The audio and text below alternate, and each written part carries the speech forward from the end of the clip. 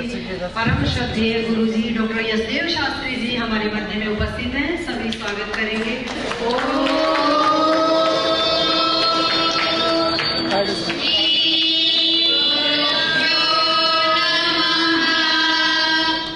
सर्वप्रथम हम दीप प्रज्वलन करेंगे। मैं अपने मुख्य अतिथि महोदय से निवेदन करती हूं कि दीप प्रज्वलन के लिए आकर हमें अनुग्रहित करें।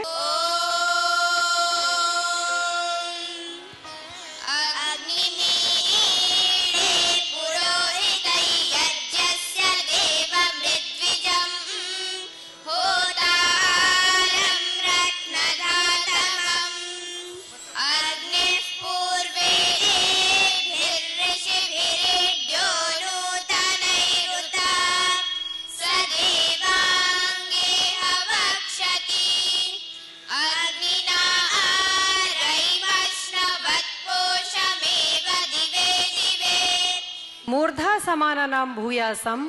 आप अपने समाज में मूर्धा बन करके रहें, इस भावना से तिलक करेंगे बच्चे मंत्र पाठ के साथ।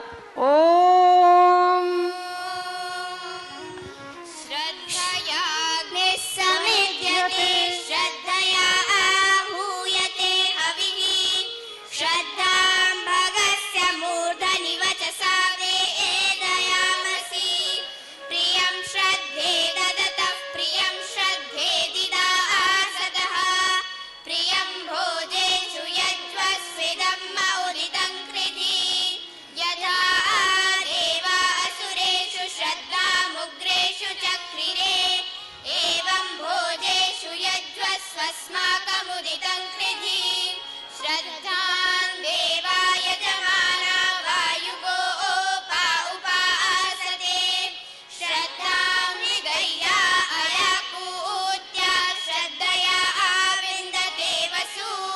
आज हम अत्यंत हर्षित हैं कि हमारी इस पवित्र भूमि में, स्वर्ण भूमि में पूज्य गुरुदेव का आगमन हुआ है। तो बच्चे स्वागत गीत के माध्यम से आपका स्वागत करेंगे।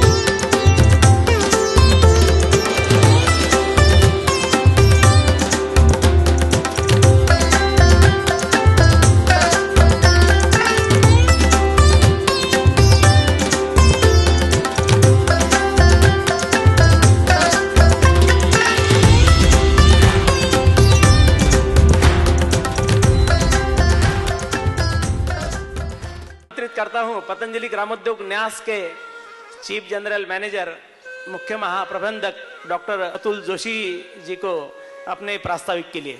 धन्यवाद शिवराज जी। सर्वप्रथम हमारे जगन्नाथ जी, उनको प्रणाम करते हुए, ये बिरसा मुंडा की धरती है, हम उनको भी प्रणाम करते हैं। वो भी हमारे लिए एक भगवान है, तो उनको भी प्रणाम करते हुए, नमस्कार करते हुए और जौहर करते हुए आज के इस कार्यक्रम में आप सबका हार्दिक अभिनंदन। सबसे बड़ी मेरा प्रथम प्रणाम हमेशा गुरुजी को रहता है, डॉक्टर यशदेव शास्त्री। जथो नामो तथो गुणा, गुण से भरीपूर इस यात्रा का शुभारंभ 2013 में हम चंद 4 लोगों ने मिलके पतंजलि ग्राम उद्योग न्यास, तब नाम दूसरा था, शुरुआत की थी 2013 से। यात्रा बहुत लंबी थी और उस समय कई चैलेंजेस थे हमारे साथ, लेकिन श्रद्धेय और परम पूज्य स्वामी जी का एक बृहद हस्त हमारे ऊपर रहा कि इस वृक्षारोपण के उस टाइम हमने 2013 में किया था और सौभाग्य से यही बंदा अतुल जोशी उस टाइम उसका माली था, उस वृक्ष का माली था। आज मैं आपके सामने खड़ा हूँ, बहुत खुशी है कि हमारा ये वृक्ष आज 400 करोड़ के ऊपर पहुँच चुका है। तो इसके लिए आपका और सबका सहयोग है। इसके साथ ही 2014 में हमारे श्रद्धेय और महाराज स्वामी जी की सबसे बड़ी जो सफलतम कुंजी है वो ये है, वो इंसान को पहचानते हैं और उसको यथास्थान रखते हैं। सबसे बड़ा ये है, आज उनकी सफलता का राज है हर जगह किसको कहाँ पे रखना है, और यही हमारे श्रद्धेय गुरु जी का है। उन्होंने जिसको बोलते हैं अंग्रेजी में पोजिशनिंग ऑफ द पर्सन करने में महारत हासिल की है। आज हमने कभी पीछे मुड़ के नहीं देखा और इसका नाम पतंजलि ग्राम उद्योग न्यास, जिसे कहते हैं संरक्षक श्रद्धेय गुरुजी डॉक्टर यशदेव शास्त्री जी रहे और उन्हीं के मार्गदर्शन में आज निरंतर हम लोग आगे बढ़ रहे हैं। इसी के साथ ही हमने कुछ नॉर्म्स बनाए थे। जब गुरुजी ने पूछा कि आप पतंजलि ग्राम उद्योग न्यास में अगर पशु आहार बेचना चाहते हैं या लाना चाहते हैं तो आपका इसके क्या नियम होंगे और कितनी कंपनियां हैं। हमने कहा सर 100 से ज़्यादा कंपनियां ऑलरेडी हैं, तो ऐसी क्या विशेषता होगी पतंजलि की कि आप ये पशु आहार लेके आ रहे हैं। हमने तब ये वो एक नियम बनाया था कि हमारी एक एथिक्स रहेगी, विष मुक्त जड़ी युक्त एक पशु आहार हम लेके आएंगे जो गौवंश का भी ध्यान रखेगा और साथ साथ जो हमारे बच्चे, माता बहनें और जो भी एंड यूजर उस गौ का और जो हमें दूध मिलेगा उनका भी ध्यान रखेगा। विश्व में शायद हमारी पहली संस्था है जिन्होंने यूरिया मुक्त जड़ी बूटी युक्त पहला पशु आहार का श्री गणेश किया। ये सिद्धांत, इसी उद्देश्य से हम लोग आगे बढ़े। उसके साथ ही हम लोगों ने आयुर्वेदिक दवाइयाँ निकाली जो बिल्कुल परिमाणित है। जैसे आपने स्वामी जी के उद्बोधन में भी देखा, हम कोई भी चीज़ लेके आता है पतंजलि प्रामाणिकता से लेके आते हैं। हमने एक एक दवाई की प्रामाणिकता के साथ इसको यहाँ पे लॉन्च किया और आयुर्वेदिक मेडिसिन भी इसके साथ साथ हम लेके आते रहे। तीसरा हमने संकल्प लिया कि हम डीलरशिप का जो नेटवर्क बनाएंगे वो डीलरशिप खाली नहीं रहेंगे, उनके अंदर एक आत्मीयता, एक ओनरशिप की भावना लेने के लिए हमने उनको सिक्योरिटी ली, उनकी सुरक्षा का ध्यान रखा और उनके अंदर भी ओनरशिप की भावना जागृत हुई। तो हमने पहले पशु का ध्यान, फिर पशुधन को और पशु आहार को लेने जितने उनके हमारे दूध वाले बच्चे हैं उनका ध्यान रखा। फिर हमारे जो वितरक और जितने भी वितरक रहे उनका ध्यान रखा, उनको हमने ओनरशिप दी, डीलरशिप नहीं ओनरशिप दी, जिसके अंदर एक अपनत्व की भावना रहे। ये सिर्फ पतंजलि के माध्यम से, इस सिद्धांत से हमने आगे बढ़ा। उसके साथ ही हमने क्या किया, अपनत्व की भावना लाने के बाद आप सभी को ग्राम उद्योग न्यास जो हमारा एक नॉन प्रॉफिटेबल ऑर्गेनाइजेशन है, इससे हम कोई पैसा नहीं कमाते। इसका सिर्फ एक ही उद्देश्य है, सामाजिक सेवा, पशुधन की सेवा, गौधन की सेवा। और इसके साथ साथ अगर हम गौधन का एक अच्छा विकास करते हैं तो जो एक जमाना था क्रॉस ब्रीडिंग अंधाधुंध होने के बाद हमारे अच्छे पशु खत्म हो गए। आज हम यहाँ बड़े बड़े साइंटिस्ट बैठे हैं, दिनेश भोसले इतनी दूर बॉम्बे से आए हैं, वो खुद क्लेफमा के बहुत एक्टिव हमारे मेंबर हैं, उनका भी हम लोग हमारे डायस में बैठे हैं। यही कंपाउंड फीड को लेके और जो हमारी देसी गौवंश है उसको बचाने के लिए एक बहुत बड़ा अभियान पतंजलि ने शुरू किया है और जिसका संवर्धन और संरक्षक की जिम्मेदारी हम लोगों ने ली है। आज भी हमारे 2000 पशु है जो प्योर देसी है और उन्हीं का ही हम लोग संवर्धन कर रहे हैं। और गुरु जी का आशीर्वाद रहा तो डॉक्टर दिनेश, हम लोग इवन ईटी के क्षेत्र में भी, इम्ब्रो टेक्नोलॉजी के लिए क्षेत्र में भी हम लोग सोचते हैं कि अच्छा पशु एक निकाल दें और जिससे कि हमारे पूरे हिंदुस्तान में अच्छे पशु मिले, प्योर ब्रीड, मिले, पेडिग्रीड मिले, उसके लिए भी काम हो रहा है। उसका भी हम लोगों ने एक प्रस्ताव गुरुजी के सामने लेके आना है, जिसमें कई वैज्ञानिक हमसे जुड़ रहे हैं और जो सिर्फ एक समर्पण भाव से जुड़ रहे हैं। ठीक, इन्हीं शब्दों के साथ मैं पुनः इस बिरसा मुंडी की धरती पे तमाम मेरे जितने सारे भारतवर्ष से यहाँ पे मेरे साथी आए हैं उनका अभिवादन करते हैं और इन्हीं शब्दों के साथ कि आप लोगों का सहयोग हमको मिलता रहे। धन्यवाद सीजीएम सर। आपका सौभाग्य रहा कि इस विभाग की जो शुरुआत हुई उसमें सीजीएम के पद पर ही आपको अधिकार दिया गया था, जिम्मेदारी दी गई थी और आज भी मतलब 11 वर्ष के बाद भी हमारे साथ में हमारे मार्गदर्शन के लिए डॉक्टर अतुल जोशी साहब है। एक बार जोरदार तालियां। अभी मैं आमंत्रित करता हूं रांची वेटरनरी कॉलेज जिसके डीन आदरणीय डॉक्टर सुशील प्रसाद जी को। मैं ये कहना चाहूँगा कि आज भारतवर्ष दूध उत्पादन में सर्वोपरि स्थान ग्रहण कर रहा है, जो कि करीबन 230 मिलियन टन ऑफ मिल्क जो है दूध हमारे देश का उत्पादन है। और इसमें कह सकते हैं कि विश्व में जितना दूध उत्पादन होता है उसका करीबन 12.5% हमारे भारतवर्ष के अंदर है। और अगर हम देखें तो जनसंख्या के आधार पर लेंगे तो जनसंख्या हमारी 17% पूरे विश्व की है। तो उस अनुपात में अगर दूध को देखें, लेकिन आज भी हम दूध का व्यापार बाहर नहीं कर रहे हैं, एक्सपोर्ट नहीं कर रहे हैं।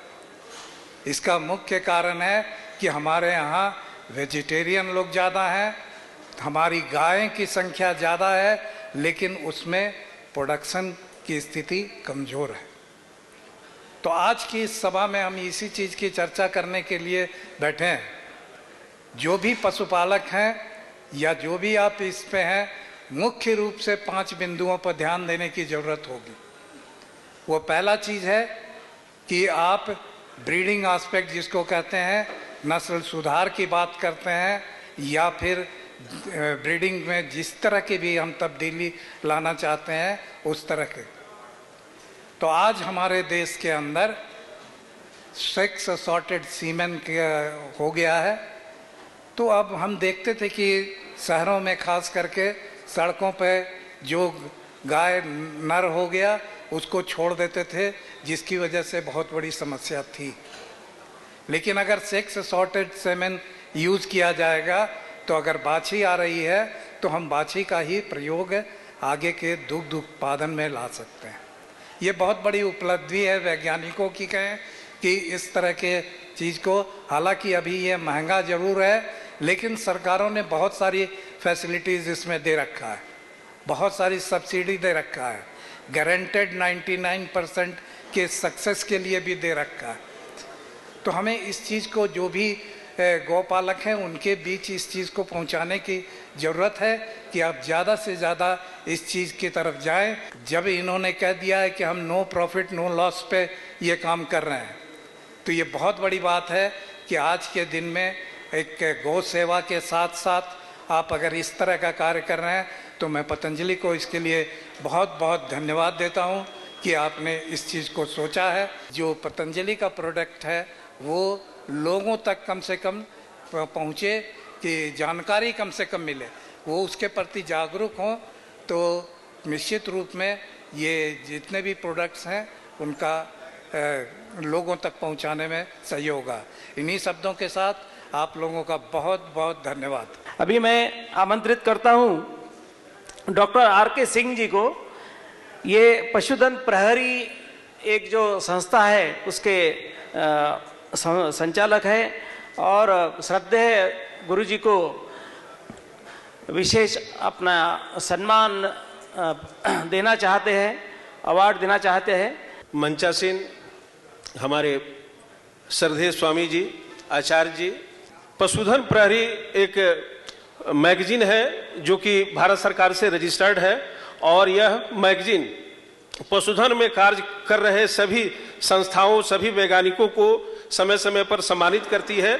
इसी क्रम में 1 जून वर्ल्ड मिल्क डे के अवसर पर हमने पिछले 1 महीना से all India article writing competition चलाया था तथा विभिन्न तरह के जो साइंटिस्ट हैं, वेटनरी स्टूडेंट्स हैं तथा इनोवेटिव डेयरी फार्मर्स हैं, उनको हमने सम्मानित किया।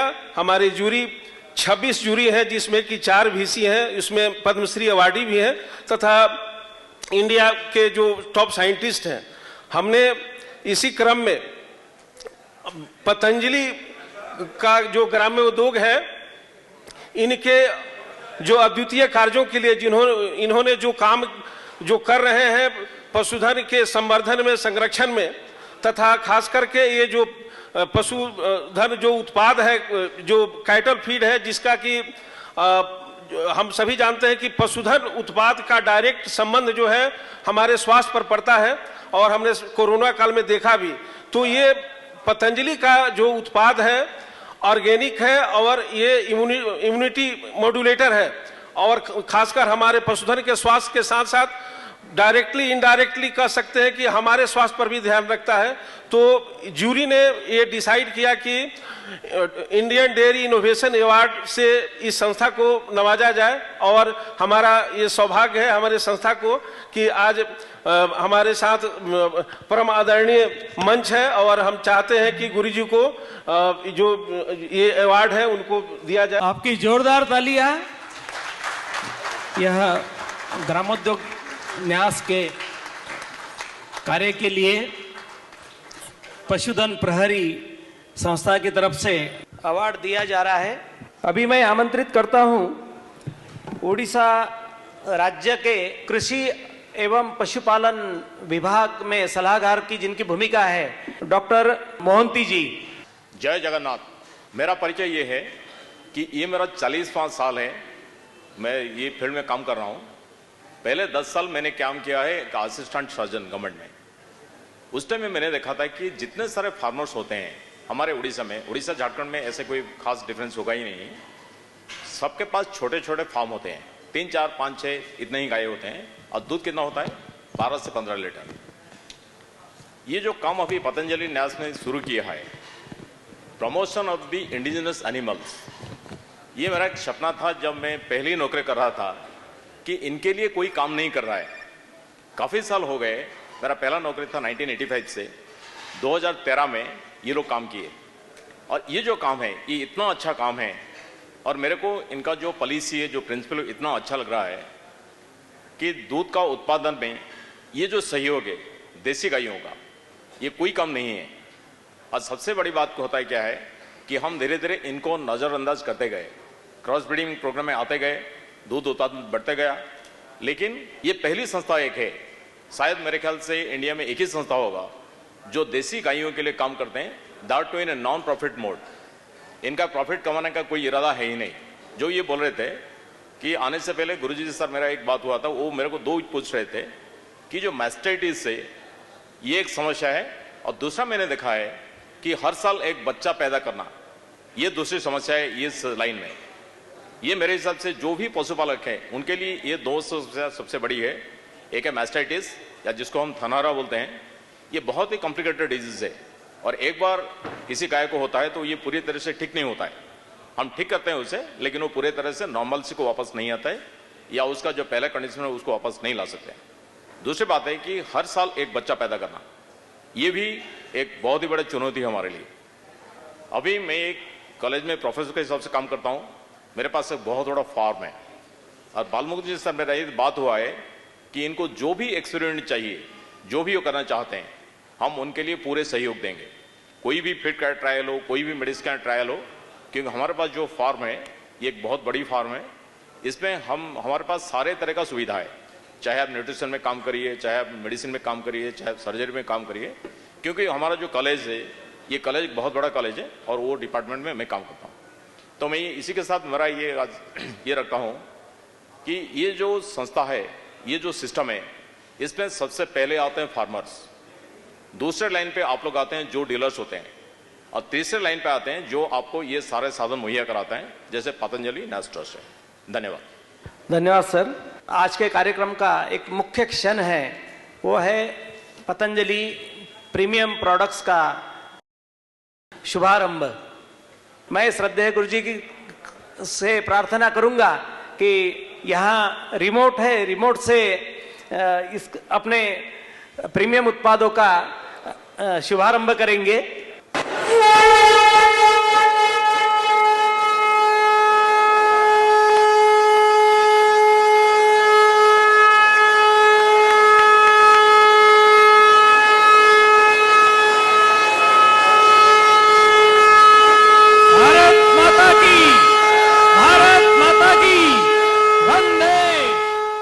आज एक बड़ी खुशी की और बड़े सौभाग्य की बात है कि आज के इस पावन अवसर पर कि जो पतंजलि ग्रामोद्योग न्यास से जो न्यास की तरफ से प्रीमियम प्रोडक्ट्स का शुभारंभ हुआ है, तो परम पूज्य स्वामी जी महाराज, परम पूज्य योग ऋषि स्वामी रामदेव जी महाराज भी हमारे साथ जुड़ रहे हैं।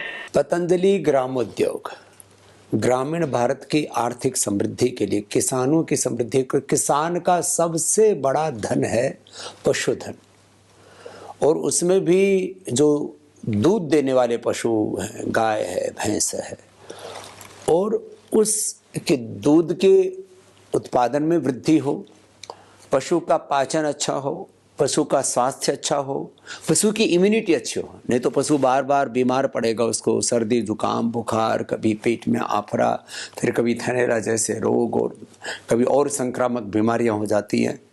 और आज एक एक पशु 1-1, 2-2, 5-5 लाख रुपए का होता है। वो पशु यदि बीमार हो जाता है या किसी कारण से उसकी मृत्यु हो जाती है, तो ये किसान के लिए बहुत बड़ा सदमा होता है। जो दूध देने वाले पशु हैं, उनके दुग्ध उत्पादन में वृद्धि हो, वो स्वस्थ हो, उनकी इम्यूनिटी अच्छी हो, और दिन प्रतिदिन उनकी नस्लें अच्छी होती जाएं। जैसे मनुष्य को यदि अच्छा न्यूट्रिशन दिया जाता है तो उसकी नस्लें अच्छी होती हैं, उसकी पीढ़ी अच्छी होती हैं, उनकी फिजिकल मेंटल ग्रोथ अच्छी होती है, और वो वंश यशस्वी होते हैं जिनको अच्छा आहार मिलता है, अच्छा विचार, अच्छा संस्कार मिलता है, अच्छा परिवेश मिलता है। ऐसे ही किसानों के पशुधन के लिए पहले हमने दुग्धामृत लॉन्च किया था। पूरे देश के लाखों, क्या तो मैं समझता हूँ कि शायद करोड़ों किसान पतंजलि दुग्धामृत, चाहे वह सिल्वर हो, गोल्ड हो या डायमंड हो, उसका प्रयोग कर रहे थे। अब एक नई पहल की है।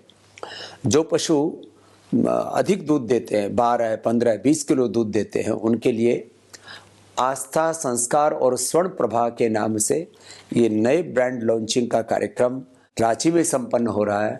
हमारे झारखंड और उड़ीसा से लेकर के कुछ नॉर्थ ईस्ट के और भी स्टेट के हमारे कृषक भाई वहाँ पर उपस्थित हैं। आप सबको मेरा हृदय से बहुत बहुत प्रणाम। हमारे परम आदरणीय श्रद्धेय श्री डॉक्टर यशदेव शास्त्री जी, जिनको आप सभी गुरुजी कह करके संबोधित करते हैं, और जिनकी प्रेरणा से, जिनके मार्गदर्शन में यह एक बहुत बड़ा यशस्वी कार्य हो रहा है। एक तरह से भारत की जो आत्मा है वो गांव में बसती है, और उस आत्मा को रिप्रेजेंट करते हैं हमारे किसान, और उन किसानों की खुशहाली के लिए जो अहर्निश प्रतिबद्धता के साथ पुरुषार्थ करते हैं, ऐसे आदरणीय डॉक्टर यशदेव शास्त्री जी सहित हमारे जितने भी हम कहेंगे कि चाहे उनको हम श्रद्धेय कहें, पूजनीय कहें, क्योंकि हमारे लिए कृषि और ऋषि परंपरा दोनों ही पूजनीय हैं। और जहाँ ऋषि संस्कृति ने इस देश की सनातन परंपरा को बचाया, उसी तरह से हमारे कृषि ने और किसानों ने इस देश के अस्तित्व को बचाया। तो आप हमारे लिए सभी श्रद्धेय हैं, पूजनीय हैं, आदरणीय हैं, और हम स्वयं उसी किसान परिवार से आए हैं। आज हमको लोग गुरु मानते हैं। जिनको योग से, आयुर्वेद से जीवन दान मिला है, वो हमको भक्ति भाव से कभी कभी भगवान का भी दर्जा देने लगते हैं। लेकिन मूलतः हमारा अस्तित्व गांव से है, किसान से है, खेत खलिहान से है, और इसलिए मैं अपनी उस मूल प्रकृति को, अपनी मूल पहचान को, अपने उस मूल उद्गम को जब याद करता हूँ तो आप सबके प्रति मेरा हृदय श्रद्धा से झुक जाता है, माथा श्रद्धा से झुक जाता है। तो मैं आपको प्रणाम करता हूँ। हमारे डॉक्टर जोशी जी, हमारे शिवराज जी और पूरी ग्रामोद्योग की टीम, सभी हमारे उसके मैन्युफैक्चरर्स, सारे डिस्ट्रीब्यूटर्स, और एक पूरा तंत्र होता है। आज एक बहुत बड़ा तंत्र पतंजलि ग्रामोद्योग के साथ जुड़ा है। उसमें हजारों लोगों को रोजगार मिला है, लाखों लोगों और करोड़ों लोगों का उससे हित हो रहा है। और हम एक बहुत मजबूत नींव डाल रहे हैं ग्रामीण भारत की समृद्धि की, पशुधन के स्वास्थ्य की, सुरक्षा की, और भारत के भविष्य के फूड सिक्योरिटी की। तो और इस प्रक्रिया में आप सब एक बहुत बड़ी भूमिका निभा रहे हैं। आप सबके पुरुषार्थ को, आप सबकी निष्ठा को, विश्वास को मेरा प्रणाम है। और मैं एक बात के लिए आश्वस्त करता हूं कि पतंजलि ग्रामोद्योग की ओर से, चाहे यह आस्था संस्कार स्वर्ण प्रभा की लॉन्चिंग हो या और दूसरे उनके पशुओं के लिए टॉनिक हो या अब उनके औषधियों के ऊपर भी बहुत बड़े रूप में कार्य चल रहा है। हम जो कुछ कर रहे हैं और जो कुछ करेंगे वह 100% प्रामाणिकता के साथ करेंगे, निरंतरता के साथ करेंगे। उसमें एक इंटीग्रिटी होगी, उसमें एक सस्टेनेबिलिटी होगी और उसमें पूरी प्रामाणिकता, पारदर्शिता के साथ में एक भारत के सैकड़ों हजारों साल का भविष्य का चिंतन करके कोई कार्य किया जाएगा। ये कोई तात्कालिक लाभ पाने का या किसी भी प्रकार से प्रॉफिट जनरेट करने के अलावा कोई व्यावसायिकता का ध्येय नहीं है। एक बहुत बड़े लक्ष्य के साथ कि आज पशु आहार के नाम पर भी जो बहुत एडल्टेशन हो रहा है और उसमें कई प्रकार के यूरिया से लेकर के, और लंबे समय तक यदि आप अपने पशुधन को देते हैं तो उससे पशुओं की नस्लें खराब हो जाएंगी। और उन पशुओं के द्वारा जो दुग्ध उत्पादन किया जाता है, फिर जो उसको सेवन करते हैं ऐसे बच्चे, बुजुर्ग, गर्भवती महिलाएं, बीमार या आम स्वस्थ आदमी भी, तो उनके भी जेनेटिक स्ट्रक्चर तक उससे उन पर दुष्प्रभाव पड़ेगा। इसलिए हमें मात्र गांव और किसान और पशुधन की ही चिंता नहीं, हमें भारत के 140 करोड़ से अधिक लोगों की चिंता है। और उसी चिंता और चिंतन के साथ मंथन करके कि हमें कुछ ऐसा करना चाहिए जिससे कि यह जो पशु आहार है और पशुओं की जो औषधियाँ हैं, इसके ऊपर कुछ बड़े कार्यों को एक बड़ी दृष्टि के साथ, बड़े ध्येय के साथ, बड़े लक्ष्य के साथ पूरा किया जाए। उसी दृष्टि से पतंजलि ग्रामोद्योग कार्य कर रहा है। आप सब निरंतरता के साथ, पूरी दृढ़ता के साथ एक बड़े उद्देश्य के लिए एकत्रित हुए हैं, जुड़े हैं। और मैं सबसे आह्वान करता हूं कि ज़्यादा से ज़्यादा हमारे किसान भाइयों को इस ओर जागरूक कीजिए। एक बहुत बड़े अवेयरनेस की ज़रूरत है अपने गाँव को बचाने के लिए, किसानों को बचाने के लिए, गोधन, पशुधन को बचाने के लिए। और जब जो हमारे दुधारू पशु हैं उनको हम बचाएंगे तो जहाँ किसानों को समृद्धि मिलेगी और हमारे पशुधन भी तो हमारे यहाँ बहुत बड़ा धन का, और वो भी एक जीव है। उन जीवों के लिए, कल्याण के लिए भी हम कुछ कार्य कर पाएंगे और हमारा देश बचेगा। तो किसानों की समृद्धि के लिए, 140 करोड़ लोगों के स्वास्थ्य के लिए और आने वाली पीढ़ियों के लिए जो ग्रामोद्योग कार्य कर रहा है, इसमें आप हमारे एक बहुत बड़े साझेदार हैं, भागीदार हैं, उसके एक बहुत बड़े योद्धा हैं, पुरोधा हैं। आपकी उसमें एक बहुत बड़ी भूमिका है और ये एक साधारण कार्य नहीं है, यह एक बहुत बड़ा आंदोलन है ग्रामीण भारत की समृद्धि का, किसानों की समृद्धि का, देश के स्वास्थ्य का, देश के पशुधन के स्वास्थ्य और सुरक्षा का, भारत के भविष्य का। आप इसमें निरंतर ऐसे ही गतिमान रहे। मेरी बहुत बहुत शुभकामनाएं और प्रणाम आप सबको। जय जय। परम पूज्य स्वामी जी महाराज का हम यहीं से अभिवादन करते हैं कि उन्होंने अपने अति व्यस्त समय में हमें प्रोत्साहित करने के लिए, अपना आशीर्वाद देने के लिए हमारे लिए यह संदेश दिया, सीधे हमारे साथ जुड़े। पतंजलि आस्था, ये जो बैग आप देख रहे हैं, यह अभी जैसे डीन साहब बात कर रहे थे कि हमारे देश में हाइब्रिड जो संकर नस्लें हैं गायों की, वो बहुत ज़्यादा बड़ी है। तो इन्हीं इसको मद्देनजर रखते हुए, ध्यान में रखते हुए, और कुछ देसी गोवंश भी जिसके ऊपर काम हो रहा है ब्रीड डेवलपमेंट का, तो ब्रीडिंग से वो भी 15-15 लीटर तक तो अभी दिखती है जहां अच्छा कार्य है। कुछ 20-20 लीटर से, मैं गुजरात से हूं तो वहां तो हम गिर गाय को 20 लीटर तक भी वहां देखते हैं कि अच्छी दूध दे रही है।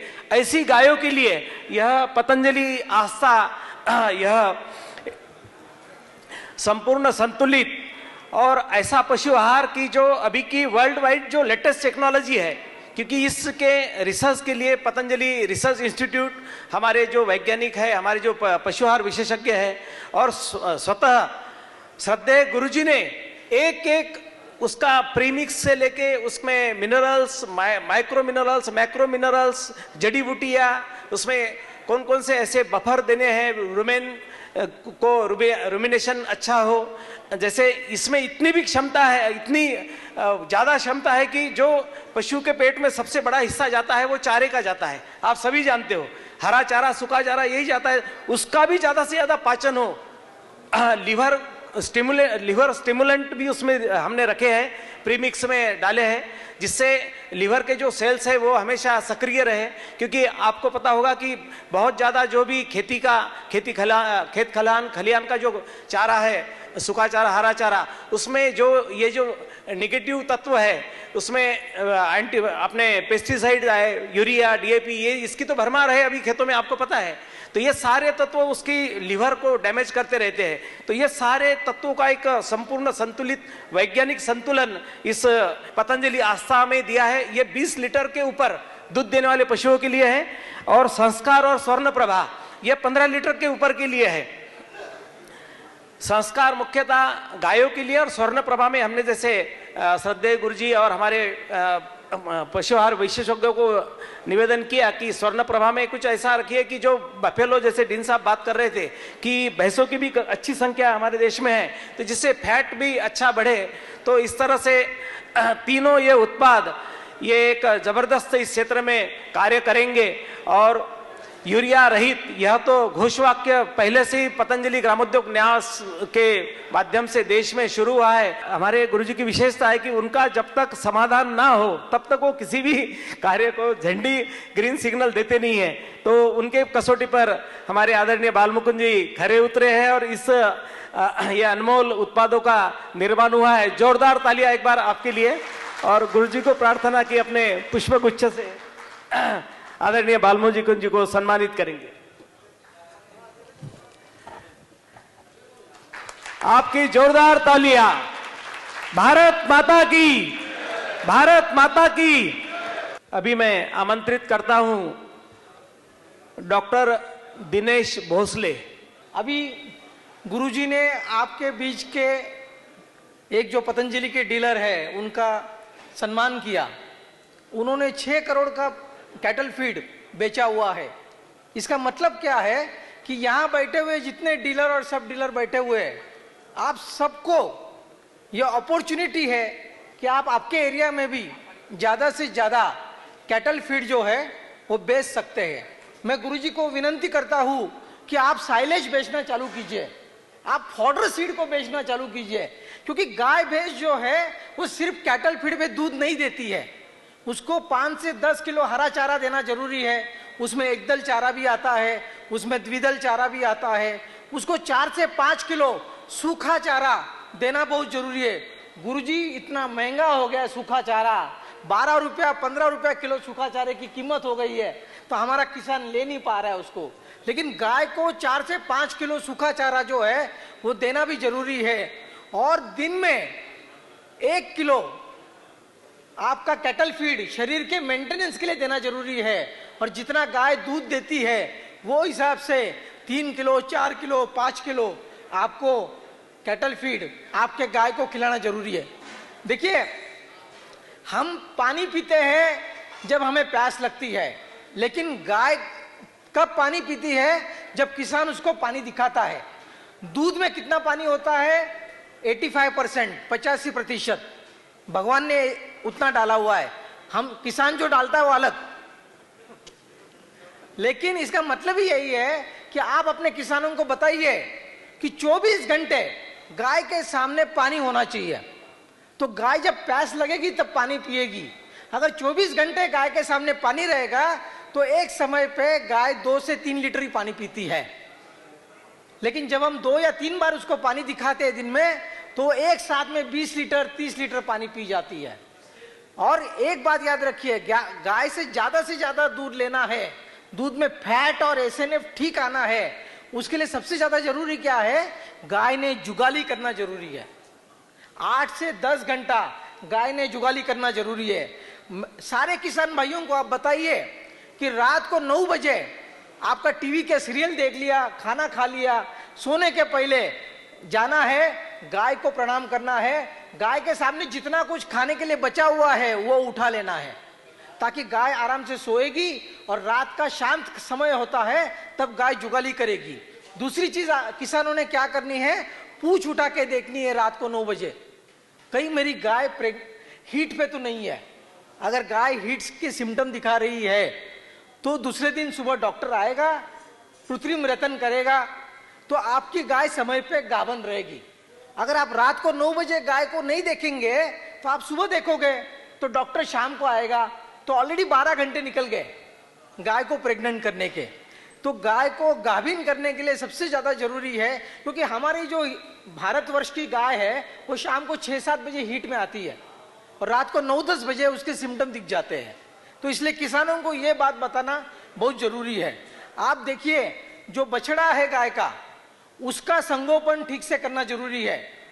मैं गुरुजी को कहूंगा कि milk replacer, carb starter, हीफर feed, grower feed, ये कैटल फीड लॉन्च कीजिए। क्योंकि गाय के बछड़े को जब वो 250 किलो वजन 14, 15, 16 महीने में आ जाएगा, तब वो पहली बार प्रेग्नेंट होने के लिए रेडी हो जाएगा। इसका मतलब ही क्या है कि आपके किसान को 24 महीने 26 महीने पे पहला बच्चा उस बछड़े से मिलेगा। तो ये बहुत जरूरी है। आप सब लोग क्रिकेट की मैच देखते हैं, क्रिकेट में सेंचुरी बड़ी इंपॉर्टेंट होती है, वैसे गाय के ब्यात में 100 दिन बड़े इंपॉर्टेंट होते हैं। आपके किसानों को बताइए कि कौन से 100 दिन इंपॉर्टेंट होते हैं। तो गाय ब्याने के पहले के 30 दिन बड़े इंपॉर्टेंट है और गाय को बच्चा होने के बाद के 70 दिन बड़े इंपॉर्टेंट है। क्यों इंपॉर्टेंट है? क्योंकि गाय को बच्चा होने के पहले 30 दिन जो है तब गाय दूध नहीं देती है, लेकिन गाय के पेट में जो बच्चा बढ़ रहा है वो पहले 6 महीने में सिर्फ 35% बढ़ता है और आखिरी 3 महीने में 65% बढ़ता है। तो आखिरी 1 महीने में किसान ने पतंजलि का पशु आहार गाय को 3 किलो हर रोज खिलाना ही खिलाना है, और इतना खिलाना चाहिए कि गाय की एक भी फसली नहीं दिखनी चाहिए। जब जिस दिन गाय का बच्चा होने वाला है, इसको हम इंग्लिश में बॉडी स्कोर बोलते हैं, हिंदी में प्रकृति अंक बोलते हैं। आप गूगल पे डालेंगे तो आपको ज्यादा इंफॉर्मेशन इसके बारे में मिल जाएगी। तो गाय की एक भी फसली नहीं दिखनी चाहिए, इसका मतलब आपने गाय को ठीक खिलाया हुआ है। क्योंकि ब्याने के बाद क्या होता है, गाय का दूध बढ़ता है पहले 40 दिन, लेकिन गाय का वजन जो है वो कम होता है पहले 40 दिन। इसका मतलब हम जो खिला रहे हैं उसके ऊपर गाय दूध नहीं देती है, वो अपने शरीर में से फैट निकालती है, चर्बी निकालती है, उसको दूध में कन्वर्ट करती है। और 40 दिन पे गाय सबसे ज्यादा दूध देती है। जो गाय पहली बार दूध दे रही है, पहली बार बच्चा दिया हुआ है, तो आप 40 दिन पे जितना भी दूध दिया हो, सपोज 10 लीटर दूध दिया है, तो उसको 215 से गुनिए, गुणाकार कीजिए, तो गाय पूरे ब्यात में कितना दूध देगी आपको पता चलेगा। गाय अगर दूसरी या तीसरी बार उसका बच्चा दिया हुआ है तो सबसे ज्यादा दूध 40 दिन पे जितना दिया हुआ है, सपोज 10 लीटर दिया हुआ है, तो उसको 245 245 से गुनिए तो आपको पता लग जाएगा कि एक ब्यात में गाय कितना दूध दे रही है। ये आपको इसलिए पता होना चाहिए किसान को, क्योंकि वो हिसाब से वो पतंजलि का पशु आहार आपके अपने गाय को 305 दिन में खिला सकता है। जो अच्छे किसान है पंजाब के, महाराष्ट्र के, झारखंड के, उड़ीसा के, बिहार के, जब हम उनको पूछते हैं कि आपकी गाय कितना दूध देती है, वो कहते हैं 3000 लीटर, 4000 लीटर, 5000 लीटर। वो कभी एक दिन का दूध नहीं बताते, वो बताते कि ब्याने के बाद में 305 दिन में गाय ने कितना दूध दिया हुआ है। पहले 5 दिन का दूध बड़ा इंपॉर्टेंट है, ब्याने के बाद में वो गाय के बछड़े को पिलाना पड़ेगा, जिसको हम लोग कोलोस्ट्रम बोलते हैं। वो गाय के बछड़े को पिलाना जरूरी है, क्योंकि उसमें एनर्जी, प्रोटीन, मिनरल्स, विटामिन ये सब बहुत ज्यादा होता है और गाय का बछड़ा बीमार नहीं पड़ता है। और दूसरी बात, गाय को जितने भी बीमारी होती है, वो मिल्क फीवर हो, डाउनर काउ सिंड्रोम हो, वो पहले 70 दिन में होती है। दूसरी बात, तीसरी बार जब गाय हीट पे आएगी ब्याने के बाद, तो उसको प्रेग्नेंट करना जरूरी है, ताकि आपको हर साल में एक बच्चा मिले। कैटल फीड कभी भी प्राइस के ऊपर नहीं खरीदना चाहिए। कैटल फीड खरीदना चाहिए कि 305 दिन में कितना एक्स्ट्रा दूध मिलेगा। अगर संस्कार, स्वर्णप्रभा, आस्था खिला के अगर 200 लीटर भी किसान का दूध बढ़ रहा है एक ब्यात में, तो उसके पैसे वसूल हो गए और वो आपको कभी छोड़ेगा नहीं। आप सबका सेल 6 करोड़ के ऊपर जाए, यही मेरी आपको शुभकामनाएं। धन्यवाद। धन्यवाद सर। आमंत्रित करता हूं आदरणीय बाल मुकुंद जी को कि ये जो प्रीमियम प्रोडक्ट्स आज लॉन्चिंग हुआ है, इस विषय पर विशेष प्रकाश डालेंगे। हम सभी के लिए ये बड़े हर्ष और गर्व का विषय है कि पतंजलि परिवार आज से इस जोन में नहीं, अखिल भारतीय स्तर पर पशुपालन उद्योग के क्षेत्र में, पशु आहार के क्षेत्र में एक नई क्रांति का सूत्रपात करने जा रहा है। मैं केवल 3 प्रोडक्ट की बात नहीं कर रहा हूं, यहां विचारधारा का विश्वास है। इस नई क्रांति के सूत्रपात का मायना क्या है? आज 2 करोड़ लोगों का भोजन इस पशु आहार के माध्यम से, पशुपालन के माध्यम से चलता है, तो पतंजलि की पहली ये विचारधारा है इस प्रोडक्ट को लॉन्च करने के लिए और एक नई क्रांति का सूत्रपात करने के लिए कि 2 करोड़ लोगों की रोजी रोटी कैसे सुरक्षित हो। इसके 3 मुख्य उद्देश्य हैं। पहला उद्देश्य है गोपालन को भय, अभाव व चिंता मुक्त रखना। नंबर 2, गो संरक्षण व गो संवर्धन हो। और तीसरा, हमारे जो दुग्ध पान करने वाले हमारे जो उपभोक्ता हैं, उनको वैदिक परंपरा जैसा दूध, उच्चतम गुणता का दूध, उनको हाई क्वालिटी का दूध कैसे प्राप्त हो, इसको सुनिश्चित करना भी हमारा एक उद्देश्य है। इन्हीं उद्देश्यों की पूर्ति के लिए पतंजलि ने पशु आहार के क्षेत्र में 2 कदम के ऊपर काम किया है, 2 अलग अलग कैटेगरी पर काम किया है। पहला है, जो पशु आहार मार्केट में प्रचलित है उसके चित्र को और उसके चरित्र में बदलाव लाना, पहला काम है। इसका मीनिंग क्या है कि उसके भौतिक स्वरूप को और उसकी रासायनिक संरचना को हमारे गोवंश के अनुकूल बनाना और जो दुग्ध उत्पादन करने वाले हमारे उपभोक्ता हैं उनके स्वास्थ्य के अनुकूल बनाना। ये 2 तथ्यों को ध्यान में रखते हुए और पतंजलि परिवार ने ये जो नए प्रोडक्ट लॉन्च किए हैं, आस्था, संस्कार और स्वर्णप्रभा, इसका जो भौतिक स्वरूप है, इसका कलर है, इसकी खुशबू है, इसका मेल्टिंग टाइम है, पानी में घुलने का समय है, इसकी फिजिकल जो लुक है, इसको देखने में जो अच्छा लगे, वो क्षेत्र के हिसाब से पूरे भारतवर्ष में ऐसे डिजाइन किया है कि हर क्षेत्र के गोपालकों को ये पतंजलि के नए पशु आहार रास आएंगे, उनको अच्छे लगेंगे, उनके मन को ये पसंद आएंगे।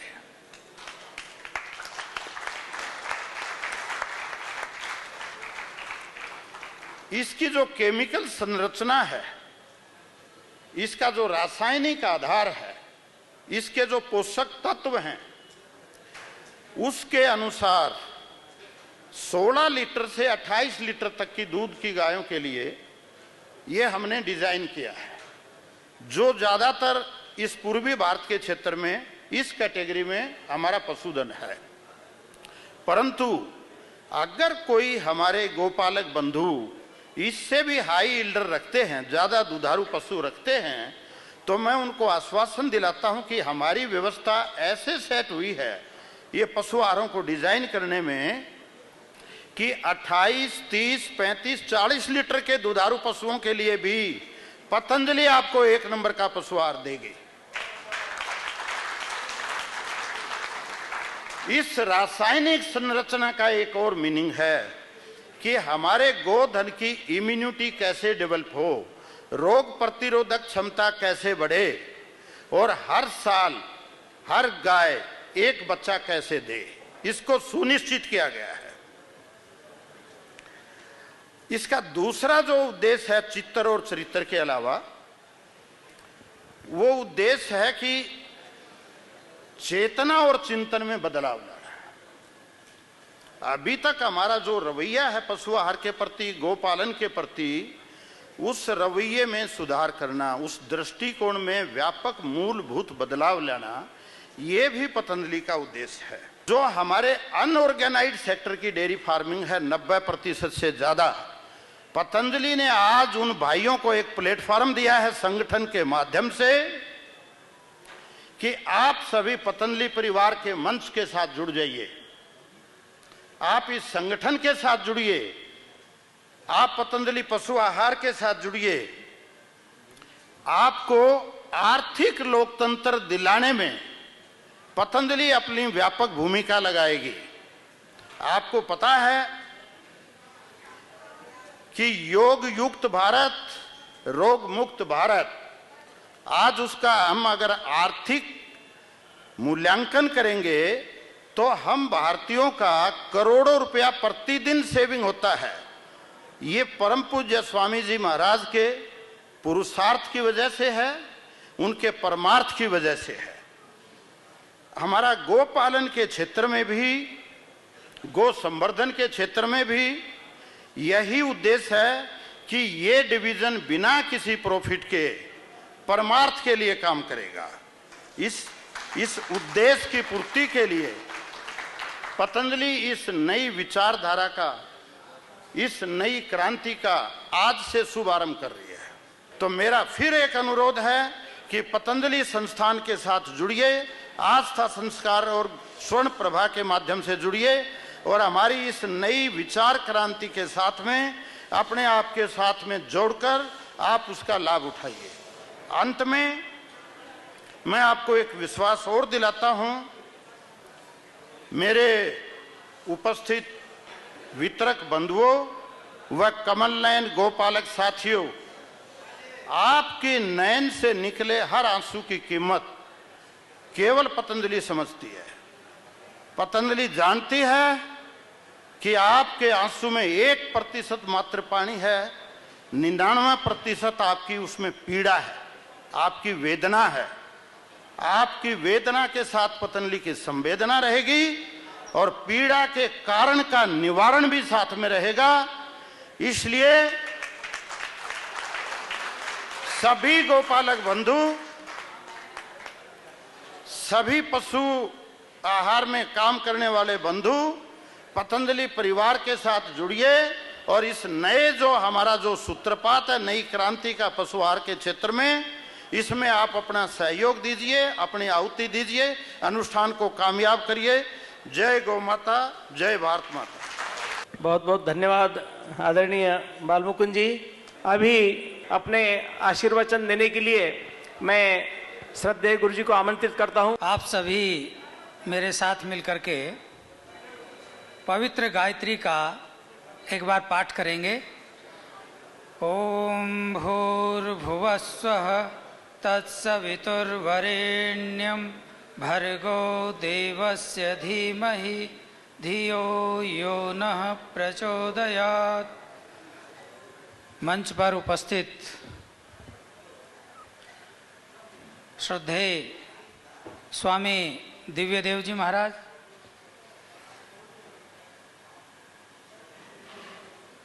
क्योंकि अपनी भारतीय संस्कृति में, संस्कारों में सन्यासी को श्रेष्ठ, सर्वश्रेष्ठ और उत्तम माना है। इसलिए वैसे तो ये मेरे शिष्य रहे हैं, लेकिन अब सन्यासी हो गए तो अब हम इनको बड़ा मानते हैं।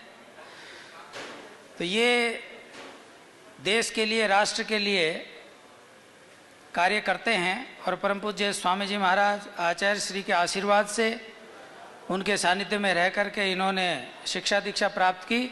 और इस समय स्वामी दिव्यदेव जी महाराज आपके यहीं रांची में ही आचार्य कुलम, जो बच्चों के संस्कार, संस्कृति, शिक्षा के लिए एक अच्छा संस्थान पूज्य स्वामी जी महाराज के आशीर्वाद से यहाँ चलता है, उसकी व्यवस्था को देखते हैं, उसके पूरे प्रबंधन को देखते हैं।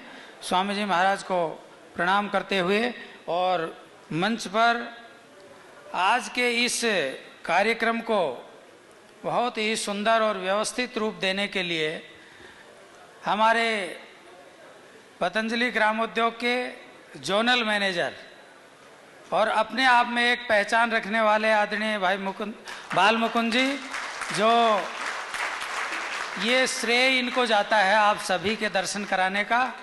इन्होंने बहुत आग्रह करके, मैं बहुत कम कार्यक्रमों में ऐसे जा पाता हूँ, क्योंकि परम पूज्य स्वामी जी महाराज के और आचार्य श्री का जो सेवा यज्ञ है वो बहुत बड़ा महायज्ञ है। उस महायज्ञ में हमारी भूमिका एक सहयोगी की, सामान्य एक सेवक की भूमिका होती है। यहाँ पर डॉक्टर दिनेश भोसले जी और इनके नाम के आगे लगा तुकाराम, एक संत तुकाराम जी हुए हैं, उसी परंपरा से हैं क्या? अच्छा, एक संत तुकाराम जी भी हुए हैं, बहुत अच्छे साधक हुए हैं। तो दिनेश भोसले जी ये क्लेफमा के पूर्व अध्यक्ष रहे हैं और देश विदेश में काफ़ी काम किया है। आज ये इस पतंजलि संस्थान के मंच पर आए हैं, इनका मैं भी अपने संस्थान की ओर से, अपनी ओर से हार्दिक स्वागत, अभिनंदन करता हूं। और डॉक्टर सुमरेंद्र मोहंती जी उड़ीसा राज्य के कृषि पशुपालन विभाग के सलाहकार हैं, वो भी यहाँ उपस्थित हैं, उनका भी अभिनंदन करता हूँ। डॉक्टर सुशील प्रसाद जी जो डीन रांची वेटनरी कॉलेज में अभी कार्यरत हैं, उनका भी उद्बोधन आपने सुना, इनका भी अभिनंदन, स्वागत। और यहाँ जो आचार्य कुलम की व्यवस्था चलती है उसमें पूज्य साध्वी डॉक्टर देवेष्टि जी जो यहाँ स्वागत और पूर्व में मंच संचालन का कार्य देख रही थी, वो बहन साध्वी हैं, सन्यासी हैं, उनको भी प्रणाम करता हूँ। और आचार्य रवि प्रकाश जी, आदरणीय छवि बिरमानी जी भी अपना पतंजलि का बहुत बड़ा काम देखते हैं यहाँ रांची झारखंड का। उनके पास में और अन्य जो प्रोडक्ट हैं उनका बहुत बड़ा काम है, बहुत बड़ी सेवा करते हैं, उनको भी यहाँ उनका अभिनंदन है। सुनील केजरीवाल जी, और बहुत मेरे पास लंबी लिस्ट है। अब हमारे ही संस्था के इतने सहयोगी सेवक, डॉक्टर अतुल जोशी जी, ये भी फॉरेन रिटर्नर हैं इंडियन, लेकिन कनाडा, अमेरिका बहुत जगह जाते हैं। ये भी वेटनरी के क्षेत्र में एक अच्छा नाम है इनका। भाई शिवराज जी, ये जितने भी लोग मंच पर बैठे हैं, इन लोगों ने अपने समय, शक्ति, ऊर्जा को लगाया है, किसी भी प्रकार से समाज की सेवा में लगाया है, इसलिए इनका नाम इस तरह से उच्चारित हो रहा है। यहाँ मेरे सामने पतंजलि के जो पशु आहार निर्माता भाई हैं, इन सभी का भी बहुत बहुत धन्यवाद। बहुत दूर दूर से ये लोग आए हैं। सबसे बड़ी भूमिका हमारे जो किसान भाई हैं, वितरक हैं, डीलर हैं, डिस्ट्रीब्यूटर हैं, सब डीलर हैं, इन सब का और मेरे सामने उपस्थित मातृशक्ति का, सभी युवाओं का स्वागत, अभिनंदन। और ये जो आज पतंजलि पशु आहार कंपाउंडेड कैटल फीड, संतुलित पशु आहार। एक तो होता आहार, एक होता है संतुलित आहार। इसमें बहुत फर्क होता है। ये संतुलित सब जगह हमारे जीवन में लगता है। यदि हमारा बीपी, शुगर, हार्ट बीट संतुलित नहीं होंगी तो हम टेंशन में आते हैं, बीमार माने जाते हैं, हमें ट्रीटमेंट लेना पड़ता है। आपका शुगर लेवल बढ़ जाए या घट जाए, बीपी बढ़ जाए या घट जाए, इसलिए योग में कहा है समत्वम योग उच्यते। समता का नाम योग है। और अपनी संस्था का, परम पूज्य स्वामी जी महाराज का पहला ही उद्देश्य है कि हम योग से जुड़े, योग से जुड़कर अपने शरीर, मन, बुद्धि, आत्मा को स्वस्थ करें। और उसके बाद जो कर्म योग है उसके साथ भी हमारा वैसा ही तादात्म्य होना चाहिए। कर्म योग के अंदर ये सारे कार्य आते हैं, पशुपालन, खेती, व्यापार, डॉक्टरी, इंजीनियरिंग, XYZ जितने भी सेक्टर्स हैं। लेकिन मैं सबसे ज़्यादा महत्व कृषि और पशुपालन को देता हूँ। अलग अलग लोगों की अलग अलग भूमिकाएं होती हैं इस राष्ट्र के निर्माण में, इसके सृजन में, इसकी उन्नति में। लेकिन इकोनॉमी की ग्रोथ कैसे होती है? आप लोगों में बहुत बुद्धिजीवी लोग बैठे हैं, मंच पर भी बैठे हैं, सामने बैठे हैं, इकोनॉमिस्ट होंगे, अर्थशास्त्र को जानने वाले होंगे। लेकिन मैं अर्थशास्त्री नहीं हूं, लेकिन मैं इतना आग्रहपूर्वक एक बात को बलपूर्वक बोलता हूं कि इकोनॉमी की ग्रोथ इंडस्ट्री से, किसी मैन्युफैक्चरिंग से, उसमें वैल्यू एडिशन तो कर सकते हैं आप। कोई भी रॉ मटेरियल से फिनिश गुड बनाएंगे, आलू से चिप्स बनाएंगे तो उसकी वैल्यू एडिशन तो हो गई, लेकिन इकोनॉमी की ग्रोथ उसको नहीं मान सकते। क्योंकि आलू पैदा जहां से हुआ है, अनाज जहां से पैदा हुआ है, भूमि से इकोनॉमी की ग्रोथ होती है। मैं ऐसा आग्रहपूर्वक बोलता हूं और मानता हूं, और ऐसा ही मेरा ज्ञान और मेरी समझ है। आप लोग सहमत हैं या असहमत हैं, ये अलग विषय हो सकता है। कोई अर्थशास्त्री मतैक्य में ना हो, वो मेरी मानसिकता से, मेरे चिंतन से सहमत हो या ना हो, लेकिन यदि थोड़ा संवाद होगा तो मैं उनको कन्विंस कर सकता हूं। इसी श्रृंखला में सामान्य से एक बात मैं आपको बोलता हूं, क्योंकि ये कृषि से और पशुधन से जुड़ा हुआ ही विषय है आज, और उसी की ग्रोथ के लिए, इकोनॉमी की ग्रोथ के लिए, भारत के सृजन के लिए, मानवता के निर्माण के लिए ही यह कार्यक्रम आयोजित किया गया है। ये लॉन्चिंग वगैरह, ये औपचारिकताएं हम कहीं भी कर सकते हैं, लेकिन मूल बात यह है इकोनॉमी की ग्रोथ भूमि से होती है। चाहे बिल्डिंग बनती है, ये बिल्डिंग मटेरियल भूमि से आता है।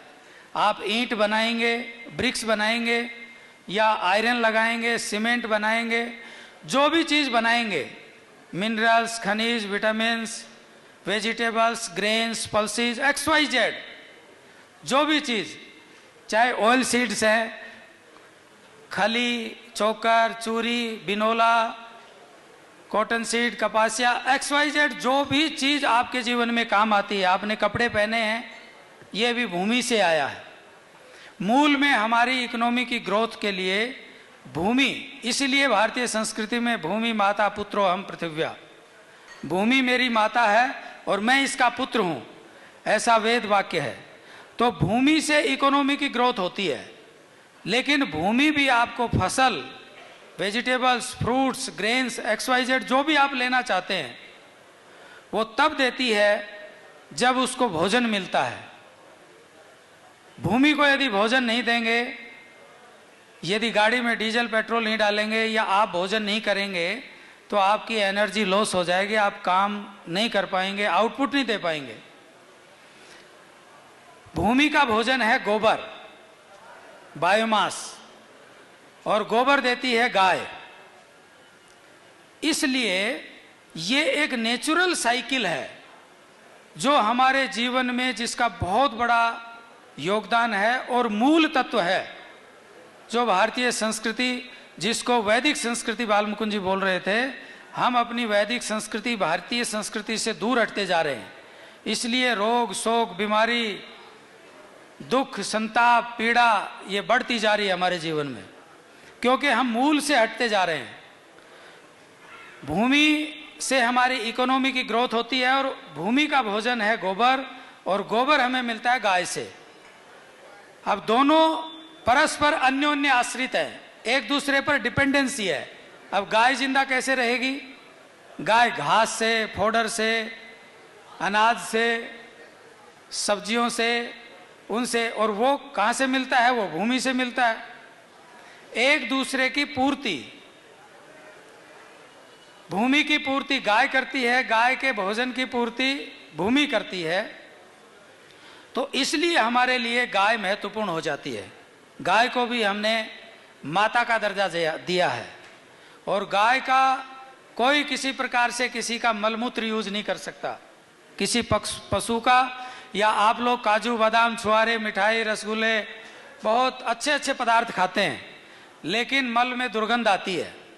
लेकिन गाय के गोबर से, आज भी गाँव में जो रूरल में लोग रहते हैं, वो गाय के गोबर से चौका लगाते हैं, लीपते हैं, उसको शुद्ध और शुभ मानते हैं, अच्छा मानते हैं, पवित्र मानते हैं, और पंचगव्य बनाते हैं। उसमें गोबर का रस, गौमूत्र, दही, दूध, ये सब पदार्थ उसमें डलते हैं, और वो हमारे रोगों के निवारण में, हमारे स्वास्थ्य को अच्छा करने में, हमारी बुद्धि को शुद्ध करने में काम आता है। तो इस तरह के जो पशु हैं, और उन पशुओं में गाय इतना महत्वपूर्ण एक पशु है जिसका जीवन खतरे में है। और मैं देखता हूं, किसी स्टेट में चले जाइए आप, हर जगह स्लॉटर हाउसेज हैं, और सबसे ज्यादा गाय कटती है। क्यों? क्योंकि वो प्रोडक्टिविटी से उसको जोड़ के नहीं लेता आदमी, दूध से या डेयरी प्रोडक्ट से लाभ नहीं लेना चाहता, उसके बीफ से लाभ लेना चाहता है। तो मेरा निवेदन आप सभी भाइयों से, बहनों से ये है कि आप गाय की रक्षा में, जो हमारी भारतीय संस्कृति और इकोनॉमी की ग्रोथ के मूल में है, उसकी रक्षा के लिए और भूमि की रक्षा के लिए, पर्यावरण की रक्षा के लिए आप इस कार्य से जुड़ें, जिससे आपके जीवन में सुख, शांति और समृद्धि आएगी। क्योंकि कुछ डायरेक्ट बेनिफिट होते हैं, कुछ हिडन बेनिफिट्स होते हैं। जो बैलेंस शीट बनाते हैं उसमें मिसलेनियस खर्चे होते हैं, कुछ वो पता नहीं होता लेकिन वो होते हैं। ऐसे ही हिडन बेनिफिट्स भी होते हैं। हम कुछ कार्य करते हैं, उसका डायरेक्ट लाभ हमें नहीं मिलता है, आर्थिक लाभ नहीं मिलता है, लेकिन उसके आध्यात्मिक, सामाजिक, पारिवारिक बहुत तरह के लाभ हमें मिलते हैं। इसलिए हमें इस कार्य से जुड़ना चाहिए, और पशुधन की रक्षा के लिए, गौरक्षा के लिए इन प्रोडक्ट्स को यूज करना चाहिए, जिससे कि उनकी दूध की क्वालिटी और क्वांटिटी बढ़े। क्वालिटी भी इम्प्रूव होती है अच्छी फीड देने से, और क्वांटिटी भी बढ़ती है। जब क्वालिटी इम्प्रूव होगी तो उसका हमारे स्वास्थ्य पर अच्छा लाभ होगा। आप लोगों ने, कितने लोगों ने प्रयोग किया हो, ना किया हो, लेकिन मैंने प्रयोग किया है गाय के ऊपर। गाय को आज आप 2 किलो 3 किलो अमरूद खिलाओ या कोई सेव खिलाओ, उसके दूध में सेव की, अमरूद खिलाएंगे तो अमरूद की, कोई भी फ्रूट्स खिलाएंगे, केला खिलाएंगे केले की, वो स्मेल आएगी, वो पोटेंसी आएगी। महात्मा गांधी बकरी को काजू बादाम खिलाते थे और उसका दूध पीते थे। तो ऐसे ही हमारे भारतीय संस्कृति में ऋषि मुनियों ने हमें ये ज्ञान दिया कि गऊ हमारी माता है। जैसे हम अपनी पेरेंटल बॉडी, माता पिता बुजुर्ग पितर लोगों को हम सुखी रखना चाहते हैं, स्वस्थ रखना चाहते हैं, सुंदर रखना चाहते हैं, उसी प्रकार से हम गाय को रखें। उसी क्रम में ये जो पशु आहार तो बहुत कंपनियां बना रही हैं, बहुत लोग बनाएंगे, और पशु आहार कंपाउंडेड फीड नहीं था तब भी लोग पशुपालन करते थे। अभी भी मुश्किल से मुझे लगता है जितना दुग्ध उत्पादन है उसका 10-20% ये ऑर्गेनाइज सेक्टर में फीड इंडस्ट्रियां काम करती हैं, बाकी 90-80% तो अभी उस पर ध्यान ही नहीं है। ये आगे आने वाला समय जो व्यापार करना चाहते हैं उनको मैं ये बात कहना चाहता हूँ, जैसे पहले कोई भी किसान बीज किसी कंपनी से नहीं खरीदता था, सीड कहीं बाहर से नहीं लेता था, लेकिन आज टोटल फार्मर जितने भी हैं, चाहे वेजिटेबल्स के हैं चाहे ग्रेन्स के हैं, सीड कंपनियों के द्वारा ही उनको सीड प्रोवाइड कराया जाता है। पहले सभी गेहूं के समय अपना गेहूं, धान के समय धान चावल अपना अगले साल बोने के लिए अपना स्टॉक रखते थे, लेकिन अब कोई नहीं रखता घर में। ऐसे ही अब धीरे धीरे पशुपालन जो है वो अभी 90% तो ऐसा है कि कहीं चोकर, चुनी, बिनोला, खल, कोई भी जो लोकल इंग्रेडिएंट्स होते हैं, जो अनाज होते हैं वो डालते हैं पशुओं को। लेकिन अब आगे आने वाला समय ये है कि ये एक बड़ा कार्य होगा पशुधन की सेवा के लिए भी, और जो इस क्षेत्र में बड़ा काम करना चाहते हैं उनके लिए भी। बहुत लोग इसमें प्रयास करते हैं, लेकिन गाय को बहुत हल्के में लेते हैं, पशु को इतना सीरियस नहीं लिया जाता। जहाँ से आर्थिक लाभ ज़्यादा होता है उस कार्य में लोग ज़्यादा इंटरेस्ट लेते हैं। लेकिन आप यदि इस कार्य में रुचि लेंगे तो निश्चित रूप से आपको इसमें आर्थिक लाभ भी होगा, स्वास्थ्य लाभ भी होगा और एक आत्मिक संतुष्टि होगी। अंदर से एक सेल्फ सेटिस्फैक्शन होगा, संतोष होगा कि मैं अच्छा कार्य कर रहा हूँ। क्योंकि फीड अच्छा देने से पतंजलि इसके लिए प्रतिबद्ध है। परम पूज्य स्वामी जी महाराज आचार्य श्री का हमें यह स्पष्ट निर्देश है, हम समाज को, मानवता को, किसानों को, पशुपालकों को हम क्या दे सकते हैं। अच्छे अच्छे साइंटिस्ट, रिसर्च स्कॉलर, न्यूट्रिनिस्ट सभी लोग लग करके इसका एक डिजाइन करते हैं, एक रेसिपी तैयार करते हैं। ये ऐसे ही नहीं है कि कुछ भी मिला दिया, बना दिया और लाभ के लिए हमने एक प्रोडक्ट लॉन्च कर दिया। स्वामी जी महाराज का ये स्पष्ट निर्देश है, ह्यूमन एरर कहीं भी हो सकता, मानवीय भूल हो सकती है किसी प्रोडक्ट में, लेकिन कोई विशेष लाभ को दिमाग में, अपने जेहन में, अपने अंतस में रख करके कोई कार्य नहीं किया जाता है। हम समाज को क्या दे सकते हैं, पहला मोटिव ये है, जब हम समाज को देंगे और उनको लाभ होगा तो वो हमारा ही लाभ है। क्योंकि स्वामी जी राष्ट्रीय चिंतन के व्यक्ति हैं और उसके बाद पूरे विश्व के लोग उनको प्रणाम करते हैं, क्योंकि उन्होंने जो पुरुषार्थ, प्रयत्न और जो सेवा की है मानवता की और इस राष्ट्र की, देश की, पूरे विश्व की, उसका मूल्यांकन हम शब्दों में या किसी प्रकार से नहीं कर सकते।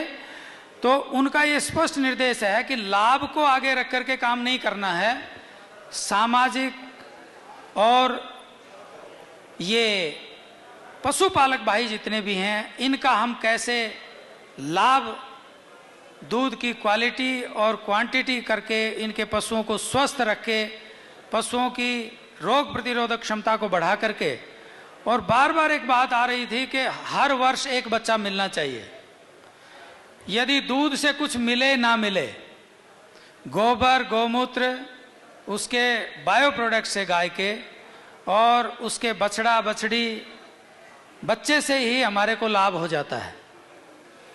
दूध को आप मेन प्रोडक्ट मानते हो, लेकिन बायो प्रोडक्ट ही इतना वैल्यूएबल है। गाय का गोबर और गौमूत्र ये कोई सामान्य मेडिसिन नहीं है।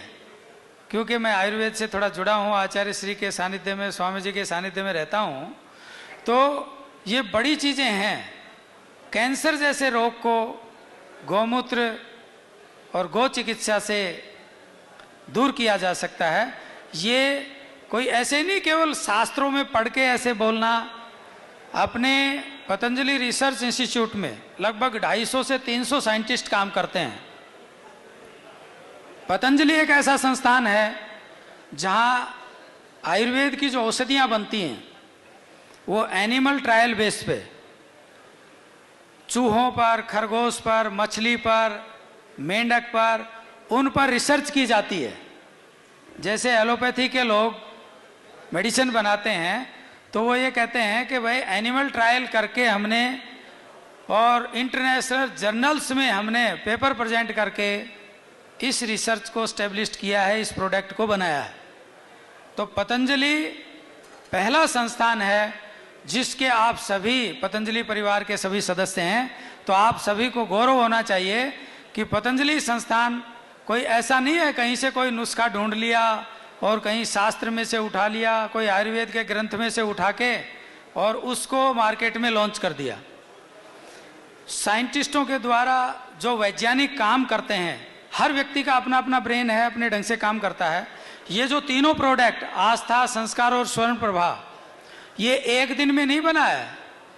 ये 10-12 वर्ष की लंबी यात्रा के बाद तब इनका निर्माण हुआ है। दूसरे प्रोडक्ट अपने चलते हैं, लेकिन इसमें उत्तरोत्तर उन्नति कैसे हो, पशुपालकों को, हाइल्डर जो एनिमल पालते हैं उनको कैसे लाभ पहुंचाया जाए। क्योंकि ये प्रोडक्ट यदि हम लॉन्च नहीं करते हैं तो देखो HMT घड़ी, नोकिया मोबाइल, ये अभी मार्केट में देखने को नहीं मिलते हैं। एम्बेसडर कार, ये सब खत्म हो गई क्योंकि समय के अनुसार ये अपडेट और अपग्रेड नहीं किया इन्होंने अपने आप को। तो हम ये चाहते हैं जैसी आवश्यकता हो उसके अनुसार जो ज़्यादा दुधारू पशु हैं उनके लिए हमने ये अच्छी मतलब एक रेसिपी तैयार की है और अच्छे न्यूट्रिशनिस्ट एक्सपर्ट्स लोगों ने, और बहुत तरह के इसमें मतभेद होते हैं, ये इंग्रेडिएंट डालना चाहिए, ये नहीं डालना चाहिए, protein, fat, fibre, minerals, vitamins, chelated, क्या क्या शब्द हैं। मेरा ये फील्ड नहीं है, लेकिन ये सब साइंटिस्ट लोग, न्यूट्रिशनिस्ट लोग मेरे को सिखाते रहते हैं और मैं इसलिए सीखता हूँ कि यदि कहीं चूक हुई तो उसके लिए परम पूज्य स्वामी जी महाराज, पूरा पतंजलि परिवार और पतंजलि ब्रांड का मतलब एक विश्वास होता है। विश्वास कहीं किसी प्रकार से भी, हमारी भूल से भी कहीं डिगना नहीं चाहिए, कहीं उस ब्रांड पर, उस विश्वास पर प्रश्न चिन्ह ना लगे। इसलिए हमें खुद को भी इसमें इन्वॉल्व होना पड़ता है, इसमें इन सब के साथ कनेक्ट होना पड़ता है। तो मैं आप सभी को आश्वस्त करता हूं कि ये जो प्रोडक्ट बने हैं ये निश्चित रूप से पशुओं के स्वास्थ्य के लिए, और पशुओं के स्वास्थ्य के साथ साथ जो भी डेयरी प्रोडक्ट किसी भी रूप में आप यूज करते हैं, चाहे आप चाय पीते हैं, दूध वाली चाय पीते हैं, चाय पीनी नहीं चाहिए, लेकिन आप यदि पीते हैं तो उस चाय की क्वालिटी भी इम्प्रूव होगी, क्योंकि इसके अंदर जो पशु आहार के अंदर जो प्रोडक्ट डाले जा रहे हैं, जो विटामिन्स, मिनरल्स, खनिज, जो डेफिशिएंसी है उसको पूर्ति करने के लिए दूध चाहे माँ के स्तन में हो चाहे गाय के स्तन में हो, जैसी फीडिंग होगी वैसा ही बच्चे को मिलेगा। छोटे बच्चों को माता से मिलता है और अपन बड़े बच्चे हैं तो गौ माता से मिलता है। तो जो गौ माता को हम अच्छा देंगे तो उसके दूध का टेस्ट भी, उसकी क्वालिटी और उसकी क्वांटिटी इंप्रूव होगी। तो डायरेक्ट इनडायरेक्ट हमारे स्वास्थ्य पर बहुत अच्छा प्रभाव उसका पड़ता है। तो ये सब चीज़ें सोच करके, विचार करके, और ये संयोग था कि इस रांची की धरती पे ये कार्यक्रम होना था। तो आप सब यहाँ आए, आप सबका बहुत बहुत धन्यवाद। और आप सभी ने इतना समय शक्ति दिया, और मंच पर बैठे सभी विद्वानों का, बाल मुकुंद जी का, स्वामी जी का, सबका बहुत बहुत धन्यवाद। ओम सम, ओम शांति। श्रद्धेय गुरु जी का हृदय से आभार। हम बिजनेस में, व्यापार में, व्यवहार में, परिवार में, समाज में हम फेलियर होते हैं, तो हमें बड़ों का, जो योग्य व्यक्ति हैं, उनका सानिध्य मिलता है, तो निश्चित रूप से हम अच्छी चीज़ें दे सकते हैं समाज को। किसी भी रूप में कोई भी प्रोडक्ट, खाने पीने से लेके चाहे ह्यूमन में है चाहे एनिमल में है, हम अच्छे स्वास्थ्य के लिए, अच्छे प्रोडक्शन के लिए इस चीज़ को बनाते हैं। और ये एक टेक्निकल बात है जो हमने ये प्रोडक्ट बनाए हैं। पशु के 4 पेट होते हैं, मनुष्य का एक ही पेट होता है, और गाय के 4 पेट होते हैं। पहले भूसा एक में जाता है, फिर फर्मेंटेशन होती है, फिर दूसरे में जाता है, तीसरे में जाता है, 4th में जा कर के जो हम एनर्जी देते हैं, विटामिन्स देते हैं, मिनरल्स देते हैं, वो पशु को अवेलेबल होते हैं। और उससे पहले जो बैक्टीरिया हैं वो उसको खा जाते हैं। तो अभी एक नई टेक्नोलॉजी आई है कि bypass protein, bypass fat. Bypass का मतलब है कि उन 2-3 पेट से बाईपास कर दिया, जो बैक्टीरिया फर्मेंटेशन करते हैं वो खा जाते हैं, क्योंकि वो खाएंगे तभी उनकी ग्रोथ होगी, वो बढ़ेंगे। उनसे बाईपास करके और डायरेक्ट पशु को दूध बनाने के लिए, एनर्जी के लिए, उसको मतलब दूध प्रोडक्शन में हेल्प करते हैं। जो भी हमने विटामिन, जैसे प्रोटीन मेन सोर्स है, प्रोटीन को पहले ही वो प्रोटोजोआ और जीवाणु खा जाएंगे तो वो दूध प्रोडक्शन के लिए नहीं मिलेगा। उसको बॉडी मेंटेनेंस के लिए भी चाहिए खुराक पशु को, तो बॉडी भी वीक होती है, प्रोडक्शन भी नहीं हो पाता है। तो ये टेक्नोलॉजी अभी साइंटिस्टों ने, वैज्ञानिकों ने बहुत मेहनत करके इसको बनाया है, और वही चीज़ हमने इसमें इनबिल्ट की है। और उसके पहले हमने सब ट्रायल किए हैं, जहाँ जहाँ भी अपने डेयरी फार्म्स हैं उनमें रेसिपी तैयार करके उसके रिजल्ट लिए हैं। तो निश्चित रूप से ये किसानों के लिए, पशुपालकों के लिए और पशुओं के लिए और पूरे समाज के लिए, मानवता के लिए एक अच्छा कदम है, और अच्छे प्रोडक्ट तैयार किए गए। ये संयोग की बात है। रांची में अपने बाल मुकुंद जी जो उड़ीसा में काम देखते थे, इनका प्लांट वहाँ था।